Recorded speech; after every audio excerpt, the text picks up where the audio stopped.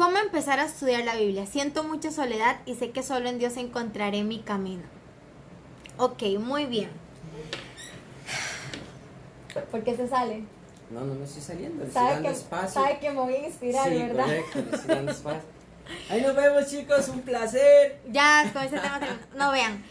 Esto funciona así. Siempre que alguien, me escriben siempre, o sea, ¿cómo empiezan a estudiar la Biblia?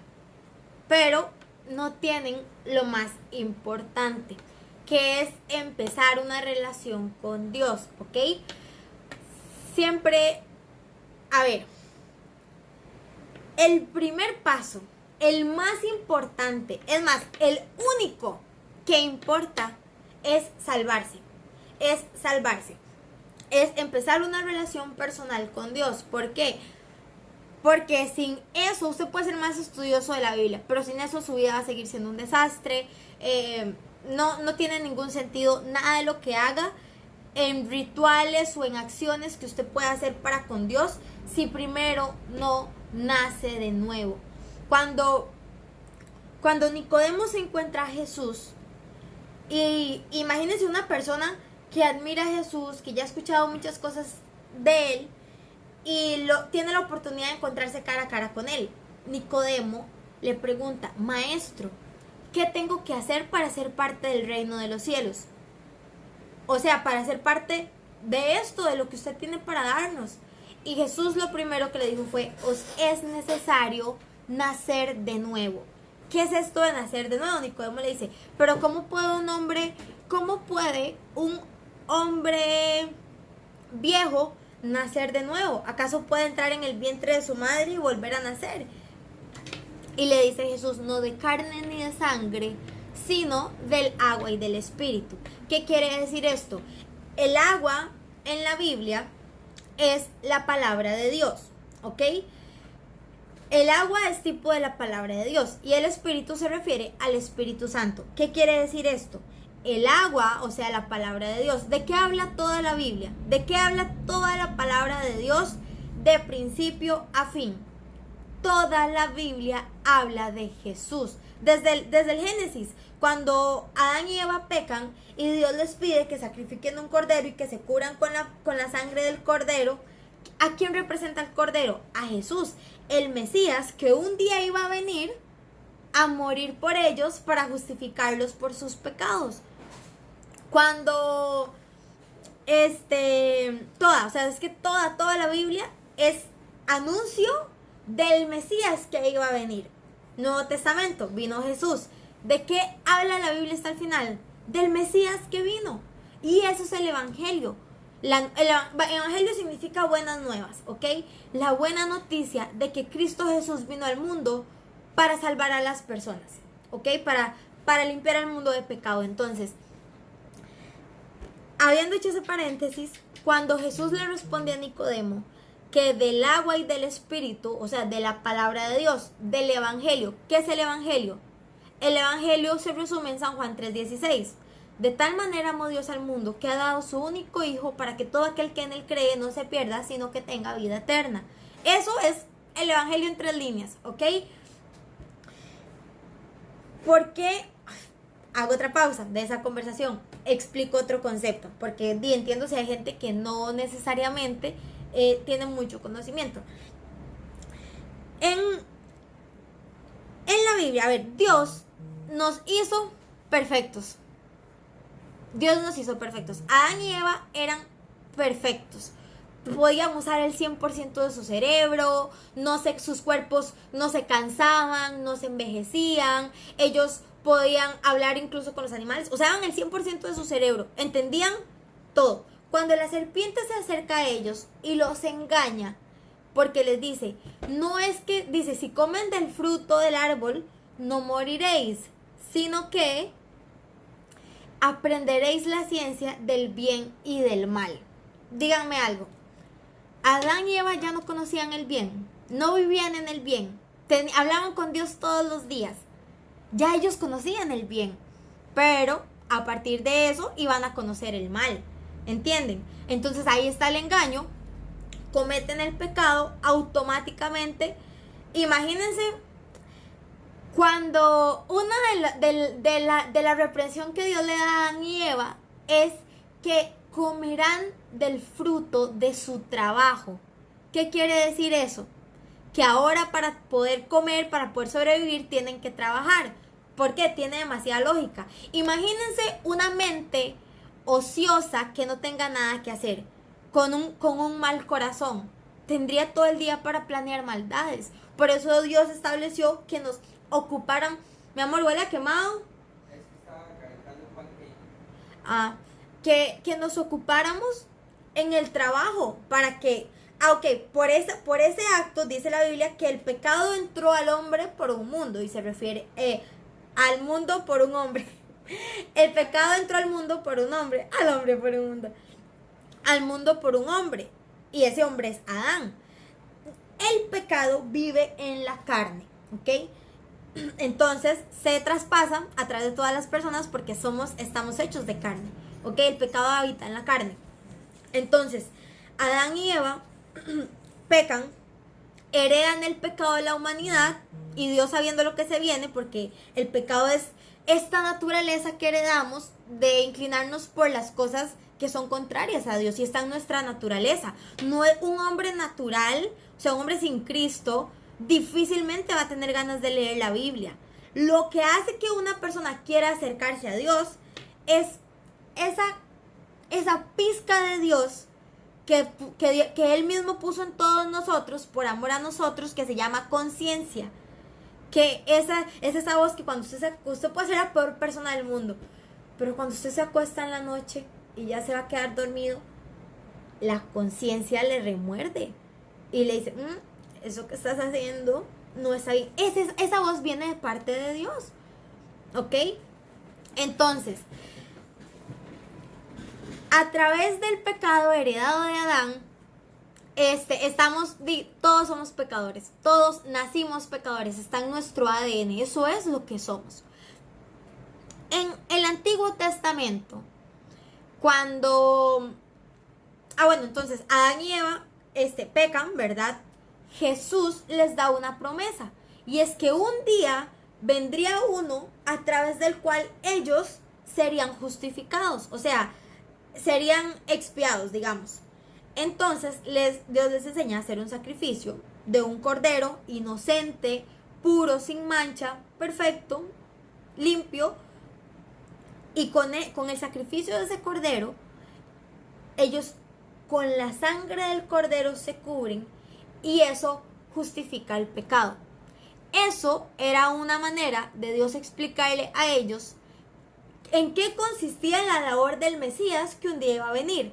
Han escuchado que Jesús es el Cordero de Dios. A eso se refiere, a ese que se da en sacrificio para justificar los pecados de la humanidad. Hay una ley que nadie se puede brincar, que es la paga del pecado es la muerte, ¿ok? Muerte en la Biblia significa separado de Dios, ¿ok? Entonces, en la Biblia dice, vosotros estabais muertos en delitos y pecados, o sea, estaban separados de Dios, mas ya habéis sido justificados, o sea, pero ahora son justificados, lavados y reconciliados con Dios, ok, pero me devuelvo a la historia. Entonces, el pecado habita en la carne, todos nacemos pecadores, ok, y tenemos una ley que nadie se puede brincar, y es que la paga del pecado es la muerte. O sea que por nuestros pecados alguien tiene que morir, ¿ok?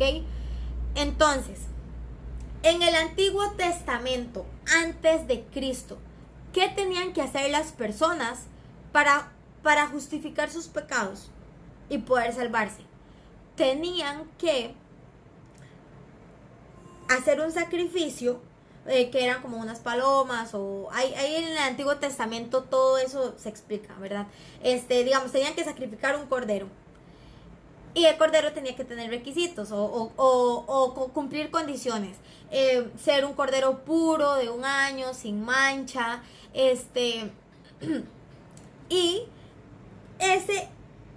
el sacrificio de ese cordero justificaba el pecado. Entonces, ¿qué tenían que hacer en el Antiguo Testamento para salvarse? Sacrificar el cordero y creer en el Mesías que un día iba a venir. ¿Ok? Las personas que morían en ese entonces iban al seno de Abraham, que era un lugar de descanso en el Seol. ¿Ok?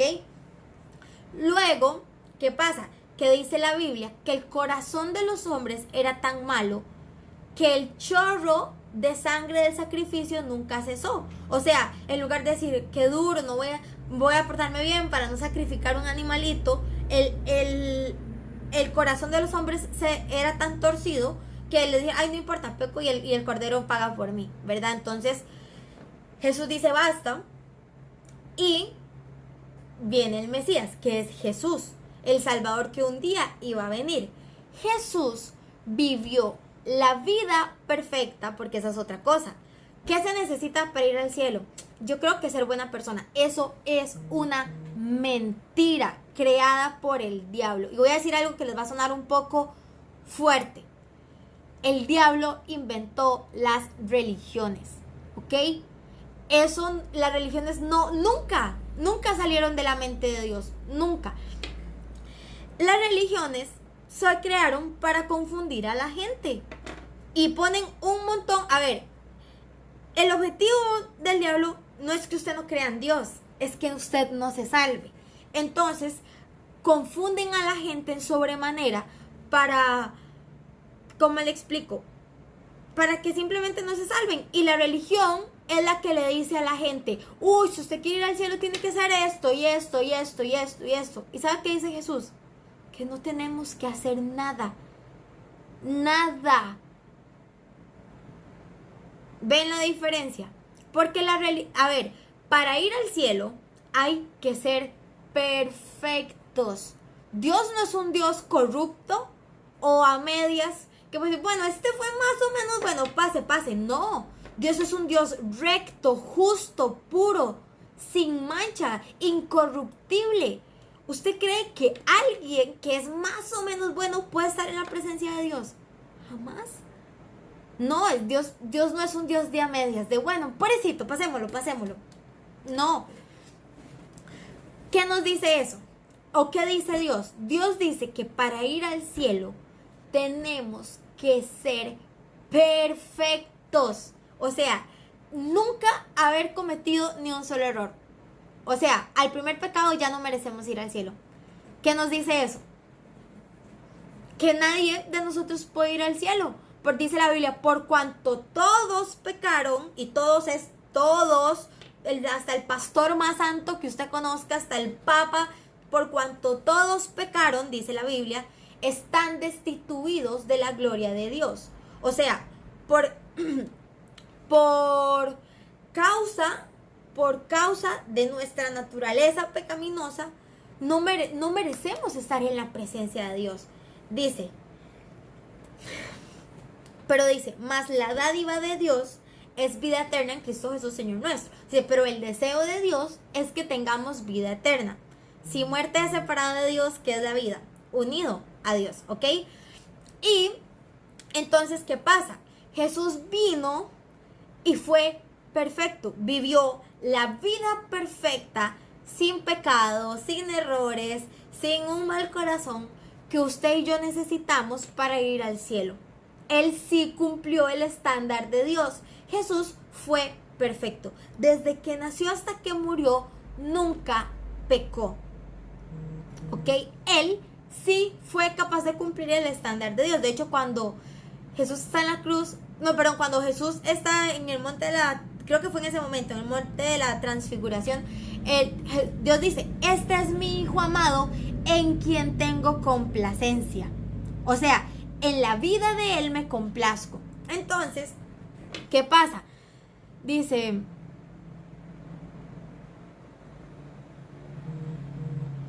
ojo a esto, chicos. Ya pusieron algo ahí que me desconcentró. Ahorita voy a explicar más a fondo este tema. Entonces, ¿qué pasa? Cuando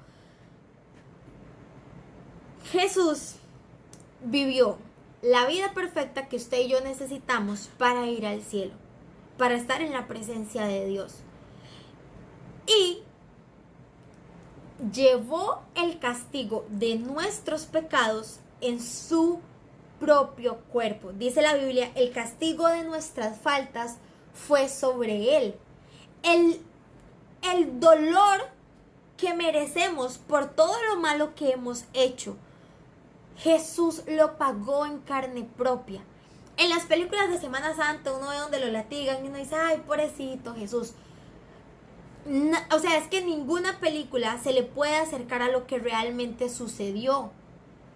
A Jesús, imagínense, ok, la otra perspectiva, desde el lado malo. Cuando Adán y Eva caen de la gloria de Dios, digamos, pecan, y se hacen, yo digo, se hacen tontos, porque ellos usaban el 100% de su cerebro, conocían a Dios en persona, y conociendo quién es Dios, vea si se hicieron tontos, si la capacidad de su mente se redujo, que pecaron y se van a esconder detrás de Dios en un arbusto. Como si ellos ya no supieran que Dios sabe todas las cosas y que no se pueden ocultar de Dios detrás de un arbusto. ¿Me van entendiendo? Entonces, Dios, en parte de lo que les dice es que finalmente, al final de la historia, Dios da una profecía que vendría un Mesías, que lo salvaría y que Dios iba a darle en la cabeza a la serpiente, o sea, iba a acabar con Satanás. Entonces, ¿qué ha hecho Satanás desde el inicio? Tratar de tropezar el plan de Dios. Cuando nacen Caín y Abel, Satanás dice, este es el Mesías, y hace que Caín mate a Abel. Cuando son naciones, y ya se sabe que el Mesías iba a salir del pueblo de Israel, puso a todo el mundo en contra de Israel. Y así sucesivamente el diablo ha venido tratando de destruir el plan de Dios con tal de que lo del Mesías no sucediera. El pueblo romano, el imperio romano invadió todo lo que era el pueblo de Israel, porque, a ver, Jesús por linaje sería el rey de Israel.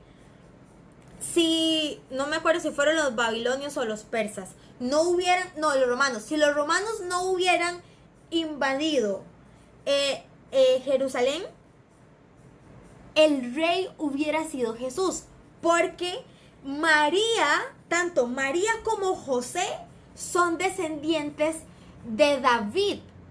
O sea que si esa invasión no hubiera sucedido, Jesús por linaje real hubiera sido el rey.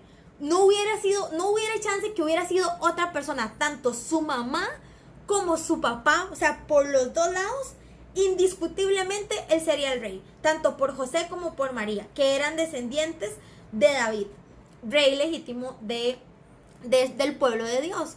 Entonces vean todos los ataques que vino haciendo el diablo para tropezar el plan de Dios del Mesías, que un día iba a venir a salvar la humanidad, para liberar al mundo y salvarlo, ¿ok? Entonces les explotó la mente, ¿verdad? Y que empezaron a salir corazones. Sí, o sea, cuando yo escuché esto dije, wow, tiene todo el sentido del mundo, por supuesto. Entonces, cuando, imagínense, finalmente nace Jesús. Y el rey, que se me olvidó el nombre, mi amor, el que mandó a matar a todos los niños. Bueno, mandan a matar a todos los niños para abajo de 2 años. Para asegurarse de matar al Mesías también. Porque sea como vienen los 3 reyes magos, que en realidad no eran ni reyes ni magos, pero bueno, así les dicen. Vienen los reyes magos y le informan al rey que estaban buscando al rey. Porque en la profecía ellos decían que había nacido el rey. Y decía, ¿cómo? El rey soy yo. Hay otro que va a ser rey, hay que matarlo. Y mandaron a matar a todos los niños menores de 2 años. Entonces, adivinen qué. Por eso Dios los guía para que vayan a otro lugar donde ya el rey no tiene jurisdicción, para que ahí no los puedan matar, ¿verdad? Pero vean cómo el diablo viene tratando de tropezar el plan de Dios. Entonces, imagínense el momento cuando Herodes, es que Herodes no fue más bien el que estuvo en lo del juicio para ver si crucificaban a Jesús o no. Es que dice Will que hubieron 5 Herodes, dice Will. Bueno, seguro sí. Bueno, la cosa es que imagínense el momento en el que Jesús le dan la condenatoria. Ojo, el rey más corrupto de toda la historia hasta ese momento, dijo, no hallo pecado en este hombre. Si lo quieren matar, la sangre, o sea, ustedes afrontan, digamos, ustedes, es porque ustedes quieren, no porque yo haya visto algo malo en él, ¿entienden? Entonces, no había, o sea, indiscutiblemente, la vida de Jesús fue intachable y no encontraron otra razón más que la multitud enardecida que desde mi punto de vista eran personas tomadas por demonios. Entonces, imagínense a Jesús caminando al Calvario con la cruz encima. ¿Qué creen ustedes que había alrededor? Ah, sí. Que el del juicio de Jesús fue Pilato. Sí, pero es que Pilato se lo mandó a Herodes porque decía, no, este no es de los míos, esto no es jurisdicción mía, es jurisdicción suya. Pero bueno, sí, fue Herodes. Fueron los dos Herodes, de por sí todos fueron malos. Y resulta que cuando, a ver, yo pienso, no lo dice así la Biblia, pero yo pienso que los que latigaban a Jesús estaban poseídos por demonios. Imagínense toda la ira de Satanás para el momento de castigar al Mesías. Imagínense a Jesús, dice la Biblia, que le arrancaron la piel de los huesos. Dice la Biblia que cuando Jesús estaba en la cruz, ni siquiera parecía humano, completamente destrozado y deformado, que era tan fuerte la escena que la gente no podía ni ver, que la gente donde veía eso quitaba la cara, que era una sola llaga. O sea, imagínense, perdón por lo que voy a decir, como un chicle de carne y sangre ahí en la cruz. Es que la gente tiene la idea de las películas de Semana Santa, de Hollywood, y obvio no pueden poner nada demasiado grotesco, pero la escena era grotesca, era grosera. Entonces, porque ¿qué estaba soportando Jesús en ese momento? El dolor que merecen los pecados de toda la humanidad. Jesús en la cruz pagó y sufrió el dolor que merece un violador de niños, un asesino, una persona, o sea, dice la Biblia que en ese momento, aquí hay algo que también me impactó mucho. Bueno, la cosa es que Jesús llevó en su propia carne el castigo de todos los pecados de la humanidad. Y solo pudo haber sido Jesús, porque ningún ser humano hubiera podido aguantar tanto dolor en su propio cuerpo. Ahora imagínense algo, imagínense la gente latigando a Jesús y que Jesús ni siquiera abra la boca para quejarse. Verán, las películas de Semana Santa ponen a Jesús haciendo ¡ah! Dice la Biblia que Jesús nunca pronunció palabra. No salió nada de su boca. Imagínense un soldado dándole con toda la ira, que con solo un latigazo la gente cae, y que Jesús no dijera nada. Con más ganas le daban a ver si se quejaba. ¿Cómo que no? Y le daban más y más y más, hasta que le arrancaron toda la piel de los huesos. Eso sufrió Jesús. No, o sea, olvídense de las películas de Semana Santa. Eso es un cariño, eso es un osito cariñosito. O sea, fue algo muy fuerte. Y cuando Jesús está en la cruz, Jesús pensó en cada uno de nosotros. Jesús dijo, por amor a Jenny voy a morir. Yo voy a pagar por los pecados de Jenny para que Jenny no tenga que morir. Yo voy a pagar por los pecados de Carlos para que Carlos no tenga que morir. Jesús, dice la Biblia, el castigo de nuestras faltas fue sobre él. Dice la Biblia, por su llaga fuimos nosotros sanados. ¿Ok? Entonces, en el momento, oigan eso a mí me cambió la perspectiva demasiado. Cuando Jesús está en la cruz y dice, todos mis huesos puedo ver, le arrancaron la piel de los huesos y está ahí.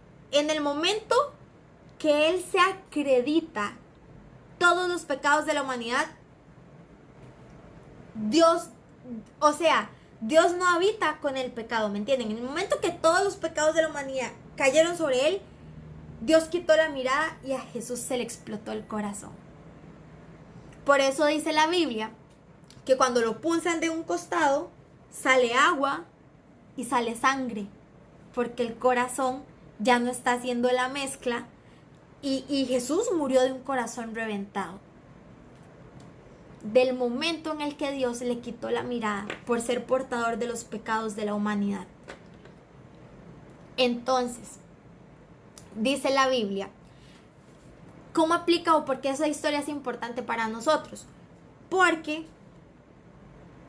Jesús vivió la vida perfecta que usted y yo necesitamos para ir al cielo y sufrió el castigo que usted y yo merecemos por nuestros pecados. Ustedes, yo y toda la humanidad. Piensen en todas las personas que planearon las guerras, que crearon los tanques, que disparan a cientos de personas todos los días. Por todos esos pecados, Jesús murió. Jesús pagó con su propia sangre esos pecados. Entonces, ¿cómo aplica eso para nosotros hoy en día? Si queremos ser salvos, ¿qué dice la religión? Tiene que ser bueno, tiene que cumplir los mandamientos. Escúcheme, por más bueno que usted sea, jamás va a cumplir el estándar de Dios, porque con solo que falle una vez, ya no merece estar en la presencia de Dios. Entonces, ¿qué tenemos que hacer? Dice la Biblia, por gracia sois salvos por medio de la fe. Gracia significa regalo inmerecido. Somos salvos por medio de un regalo que no merecemos. El regalo de la salvación que nos dio Jesús. ¿Usted ha visto a Jesús o a Dios? No, jamás. En persona jamás. ¿No? Ni lo he visto, ni lo he olido, ni lo he sentido. Dios no es un Dios de sentimientos. Los sentimientos se manipulan. El diablo sí juega con los sentimientos, pero eso es otro tema. ¿Ok? Dios es un Dios de la razón. Es un Dios que nos explica y nos enseña desde la lógica y la razón, como personas que somos, que usamos el cerebro. ¿Ok?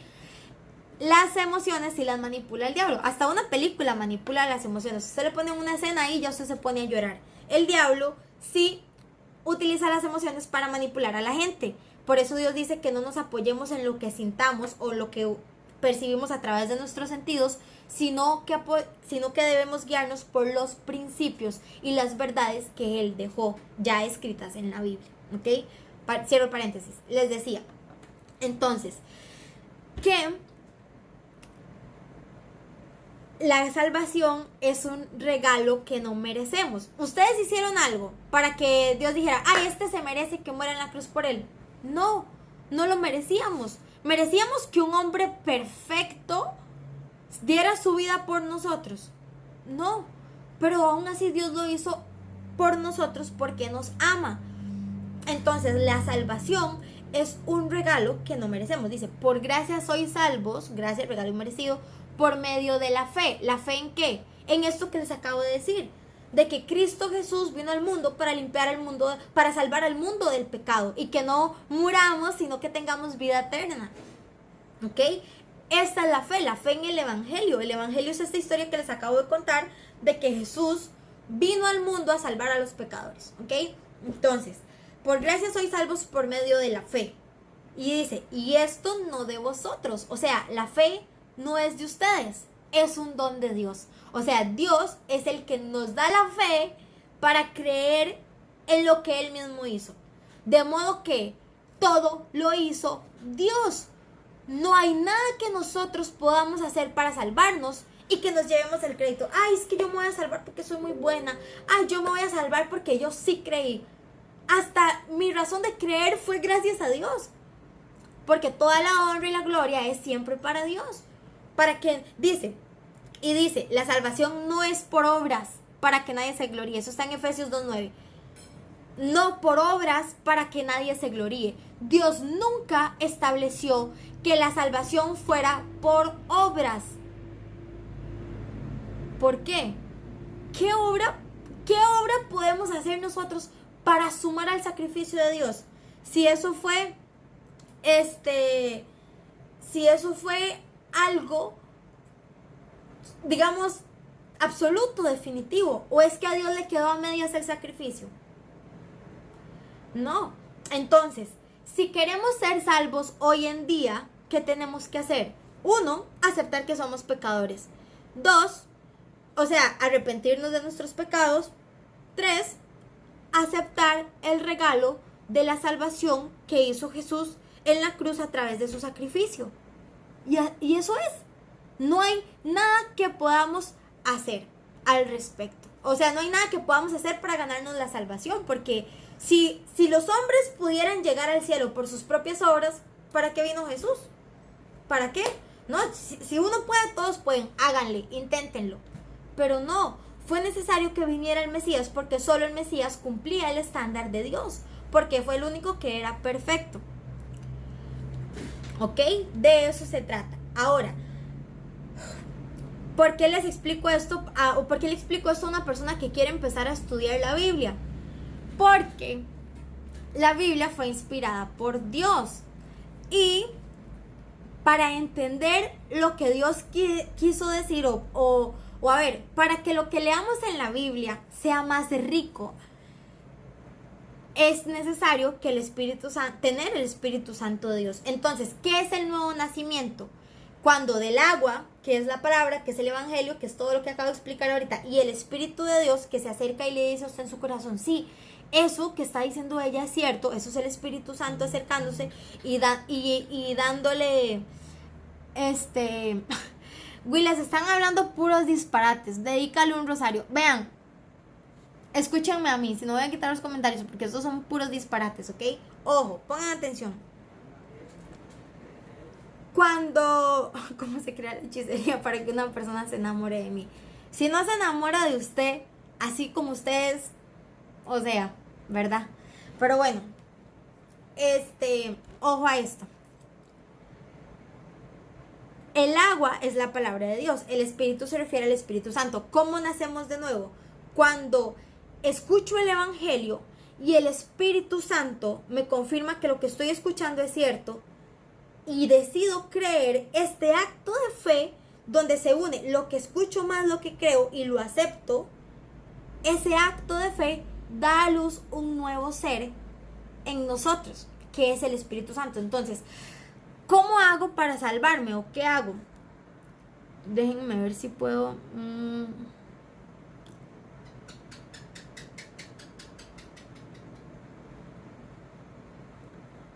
Ay, ¿cómo hago esto? Ya la mejor parte, y ya solo voy a mandar muchos corazones para que eso no esté ahí, porque es demasiado lindo lo que voy a decir y no quiero que se distraigan leyendo esas tonterías. ¿Me pueden ayudar a comentar para que esos comentarios se vayan para arriba, porfa? Ok, entonces les decía, mi amor, ¿me regala agua, porfa?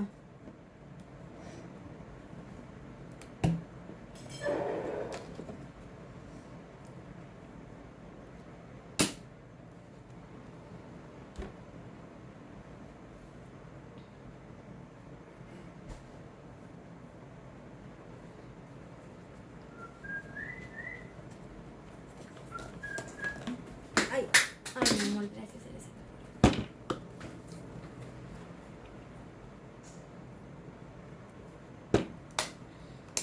Ok, ya, perdón. Hasta ahorita estoy viendo los corazones. Ok, listo. Entonces les decía,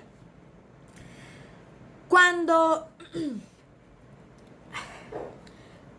¿Cómo se nace de nuevo? ¿O cómo hago para ser salvo, para aceptar esa salvación? Vean, no hay un rito, no es como una oración mágica que uno pueda decir como un conjuro y mágicamente funcione, sino que usted, ojalá en lo privado, en su momento más íntimo con Dios, usted tiene que decirle a Dios como, Dios, gracias porque sabías la necesidad que tenía en mi corazón y hoy entendí que necesito de tu salvación. Porque es que la religión crea ideas equivocadas de que, usted se muere y algún día usted se da cuenta si le tocó el cielo o el infierno. Eso lo inventó Satanás para que la gente no tome la decisión ya de salvarse. ¿Me entienden?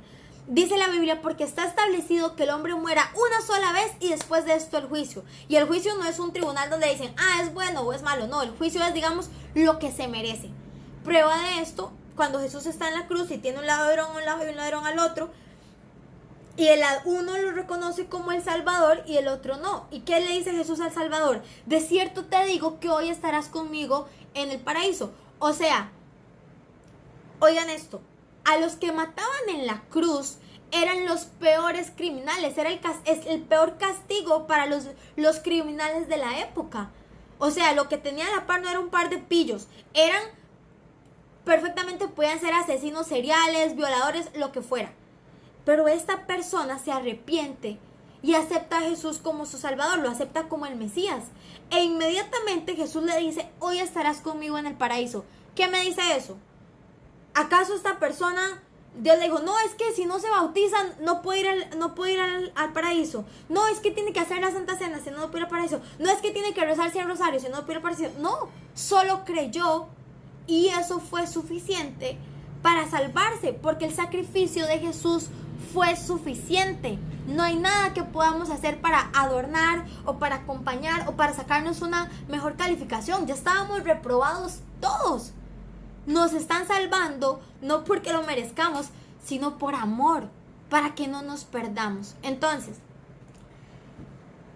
cuando aceptamos que necesitamos tomar la decisión de salvarnos, en ese momento, y decir, ok, Dios, hoy entendí que eso es una decisión que tengo que tomar. Correcto. La salvación es una decisión. Como decir que alguien llegue y le diga a uno, hey, le acabo de pagar un carro del año en la agencia. Yo lo pagué por ustedes completamente. O sea, no tiene que pagar nada, ya está el traspaso, ya está todo. Aquí están las llaves. Y usted solo tiene que decidir aceptar el carro para retirarlo. O hay gente que dice, ¿cómo alguien me va a pagar un carro en la agencia? Yo que nací de un mono. No. Y no lo acepta porque cree que no es posible, tan fácil. Así es la salvación, un regalo que no merecemos.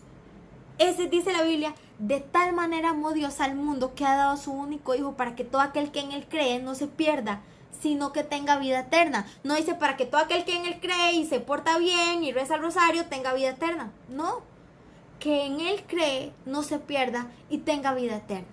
Entonces, si yo quiero salvarme, ¿qué tengo que hacer? Decidir tomar las llaves y apropiarlas para mí y aceptar ese regalo. Eso es todo lo que Dios espera de nosotros. Entonces, ahora sí, ¿cómo me salvo? A través de una oración. Eso es todo. Orar más o menos así. Ojo, orar por orar no los va a salvar, pero hacer la oración con todo el corazón, y Dios que ve el corazón va a entender su verdadera intención. Ustedes tienen que orar y decir, Dios, hoy entendí que soy una pecadora, hoy entendí que soy un pecador y que por más que trate de hacer las cosas bien, no es suficiente, pero que también me diste el regalo de la salvación a través del sacrificio de Jesús. Acepto el pago que hiciste en la cruz por mis pecados y te pido que entres en mi corazón y que seas mi Dios y mi Padre Celestial. En el nombre de Jesús, amén. Eso es todo. Aceptar que somos pecadores, arrepentirnos de nuestros pecados y pedirle a Dios que entre en nuestro corazón y que sea nuestro Padre, ¿verdad? Otra idea equivocada de las religiones. Todos somos hijos de Dios. Eso es una mentira. Ningún hijo de Dios puede ir al infierno. Por lo que si va al infierno es porque no era hijo de Dios. O alguien que no sea hijo de Dios no puede estar en la presencia de Dios. Dice la Biblia, mas a todos los que le recibieron les dio la potestad de ser hechos hijos de Dios. O sea, ¿qué quiere decir eso? Que antes no lo eran. Pero a todos a los que creyeron, ahora sí les dio la potestad de ser hechos hijos de Dios. En ese momento, ahora sí, Dios dice, que le pone un sello que dice hija. Y en el momento que Jesús entra en su corazón, adivine qué, Dios que ve el corazón, cuando lo ve a usted, no lo ve a usted, ve a Jesús que está en su corazón y dice, mi hijo amado en quien tengo complacencia. Perfecto, entra en el gozo de tu Señor. Ahí sí, ¿por qué? Porque cuando nos ve el corazón, ve un corazón donde está Jesús, ¿ok? Entonces, ¿qué pasa? Que la salvación es un regalo, que para tener una relación con Dios y para entender la Biblia y para que Dios escuche nuestras oraciones, tenemos que nacer de nuevo, porque Dios solo escucha las oraciones de sus hijos. La primera oración que Dios escucha de una persona es la oración que pide a gritos su salvación, la invitación de entrar en el corazón. ¿Ok?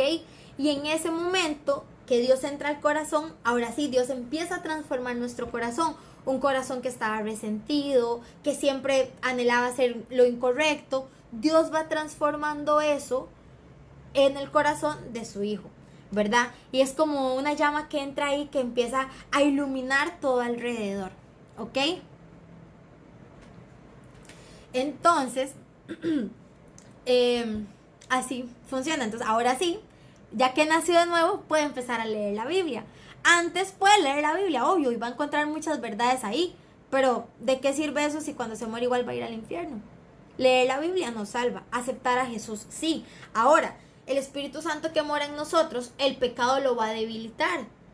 Porque dice la Biblia que no podemos jugar con el pecado sin ser esclavos del pecado. El diablo es tramposo, es malo, habla solo mentiras y engaño. Entonces, usted no puede coquetear con el pecado sin que el diablo tome todo el brazo y lo consuma completo. Entonces, en la medida de, no, nada más sepan esto, el diablo no está jugando. Sí, en el momento que ustedes le abran puerta al diablo en algo pequeño que parezca inocente, el diablo su único objetivo es devorarlos y destruirlos. Todos los pecados empiezan como algo no tan malo. ¿Qué tiene de malo? Que me cierren un ojo, que me manden un besito, ¿verdad? ¿Qué tiene de malo decir una mentira pequeña? ¿Qué tiene de malo hablar con esta persona? El diablo es inteligente, o sea, él no se va a presentar, hola, soy la maldad. Él va a empezar haciendo guiños y seduciendo poco a poco. Por eso uno no puede, digamos, jugar con esas cosas. Hay una línea entre lo que es correcto y lo que es incorrecto. Hay gente que vive caminando en la línea y a veces hace, ups, bueno, pero no, me vuelvo a este lado, yo hago las cosas bien. Ups, pero me vuelvo a este lado, hago las cosas bien. Dios no planea que vivamos ahí. Dios planea que si está en la línea, corramos lo más lejos de la línea y corramos hacia todo lo que es correcto.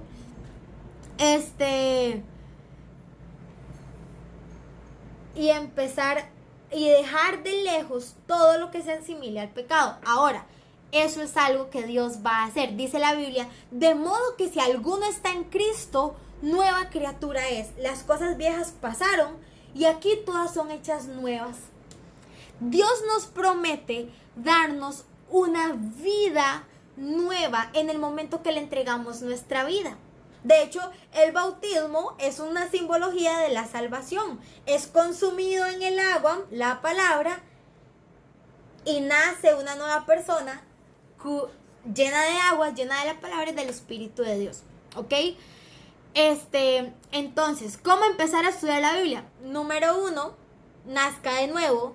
Siento mucha soledad. Dios dice que en el momento que lo aceptamos como nuestro Salvador, Él nunca más en la vida nos va a dejar solos. Y Dios no puede mentir. Y Dios no es un viejito de barba blanca con canas que se le olvidan las promesas porque ya está muy viejito. No. Él se compromete a nunca más dejarnos solos, a ser nuestro padre, nuestro compañero, nuestro amigo. Él se compromete con nosotros. Por lo que, aunque nosotros andemos mal, cuando nosotros como cristianos, una vez nacidos de nuevo, empezamos a hablar o a hacer las cosas mal y a irnos enfriando en nuestra relación con Dios, los que nos enfriamos somos nosotros, pero el amor de Dios para con nosotros no ha cambiado. Dios no nos ha amado menos porque pecamos. Dios nos salvó aún sabiendo que íbamos a seguir pecando. Ahora, no es que para los cristianos la salvación se pierde, no, eso es imposible. Si la salvación se perdiera, Dios sería un Dios mentiroso. Pero la vida que tengamos en la tierra sí va a depender mucho de si vivimos correctamente o no. ¿Por qué? Porque Dios dice, ok, eres mi hijo, planeé un camino maravilloso para ti, es este. Y en este camino hay un banquete continuo, hay flores, hay bendición tras bendición. ¿Qué pasa? Que si usted se va por otro camino, eso va bajo sus propias consecuencias. Dios no lo va a dejar de amar, Dios no le va a quitar el sello de hijo, ¿verdad? Dios no le va a quitar, no va a deshacer el regalo que ya le hizo. Pero usted sí se va a perder de todo lo que Dios planeó para usted ahí. Y cuando usted llegue al cielo y se dé cuenta de todo lo que se perdió por elegir ir en su propio camino, va a llorar amargamente. Porque dice, qué tonto. Hubiera seguido en el camino que Dios me dijo y hubiera tenido una vida maravillosa. Pero si usted... A ver, a la meta, una vez salvos, al cielo todos vamos a llegar. Pero unos van a llegar raspados, cojeando. ¿Ok? Entonces sí, así funciona.